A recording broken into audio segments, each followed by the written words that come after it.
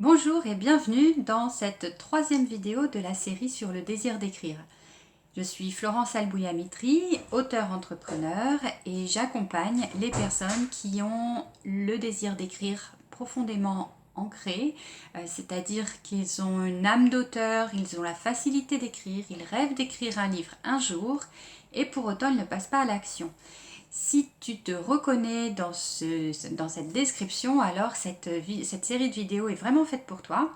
La première était consacrée au désir d'écrire de toi à toi, vraiment ton pourquoi interne. La deuxième était sur le désir d'écrire de toi vers le monde, pour savoir quel était l'objectif finalement, la finalité, la portée, la grandeur de ton projet d'écrire. Et aujourd'hui, je te propose d'aller regarder quel genre d'écrit tu as envie, quel genre de livre tu as envie d'écrire. Pourquoi? Parce que je rencontre beaucoup d'entrepreneurs, souvent dans le milieu du bien-être, qui rêvent d'écrire un livre un jour pour transmettre leurs outils, leurs méthodes, tout leur savoir, leurs valeurs, qui rêvent d'aider ainsi beaucoup plus de gens à transformer leur vie, à voir le monde d'une autre façon, à retrouver peut-être de l'espoir, de l'élan, de la confiance. Et la question se pose de savoir est-ce que c'est mieux un livre de fiction ou un livre de méthode, un livre plus pédagogique. Pour ma part, je prône bien sûr l'écriture de... Enfin, bien sûr, si tu me connais, si tu me suis, tu sais que je prône l'écriture de fiction et je vais t'expliquer dans un instant pourquoi. Néanmoins, il n'y a pas de genre meilleur que l'autre. Ce qui est important, c'est d'être en accord avec ce qui t'anime, avec ce qui te porte, avec ce que tu as envie d'écrire, parce que le projet d'écrire un livre, c'est quand même quelque chose qui prend de l'énergie, qui va aller chercher et te challenger dans ta motivation, dans ta détermination, dans ta discipline. Donc la première chose, c'est déjà de te faire plaisir et d'écrire ce que tu as envie d'écrire. Ensuite, un livre de méthode présente bien sûr certains avantages pour transmettre des outils, pour communiquer une démarche. Et ça a toute sa place, bien sûr, dans la production d'écrits et sur les étagères des bibliothèques ou des librairies. Je n'ai aucun jugement de valeur par rapport à ça. Pourquoi je préfère la fiction pour ma part? Eh bien, c'est parce que je suis vraiment convaincue que les histoires véhiculent un message d'une façon beaucoup plus subtile, mais peut-être même encore plus impactante qu'un livre de méthode. Ce que je veux dire par là, c'est que prenons le cas d'un thérapeute qui va sortir un livre, un hypnothérapeute. Allez, on va prendre quelque chose de concret, un hypnothérapeute qui sort un livre pour transmettre des outils, des méthodes qui permettent aux gens de faire de l'auto-hypnose et d'aller chercher en eux des ressources, d'aller activer en eux des potentiels grâce à cette approche. C'est parfait.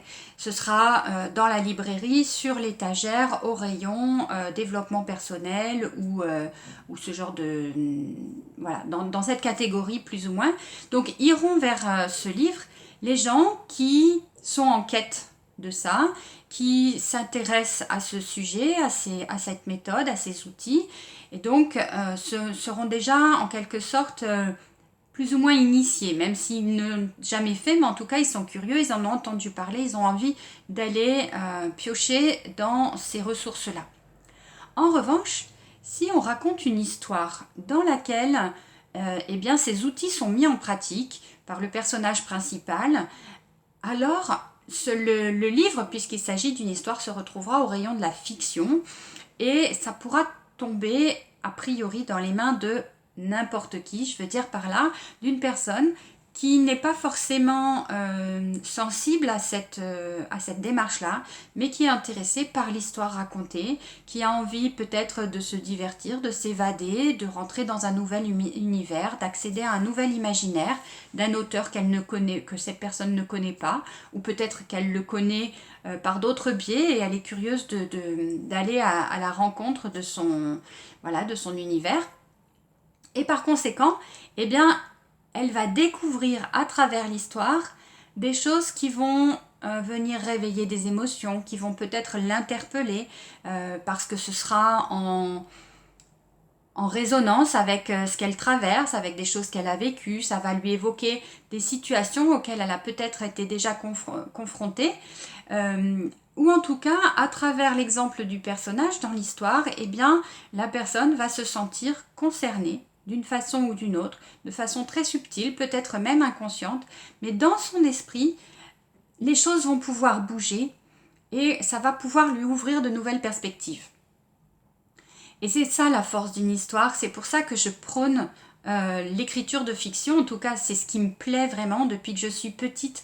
Ce sont les histoires qui ont transformé ma vie. J'ai lu beaucoup de livres aussi, de méthodes de développement personnel, des livres sur la formation qui permet de s'approprier différents outils, mais ce n'est pas du tout le même rapport qui s'instaure du point de vue inconscient, du point de vue même conscient, dans l'approche, dans la façon de recevoir les informations, c'est pas du tout la même chose.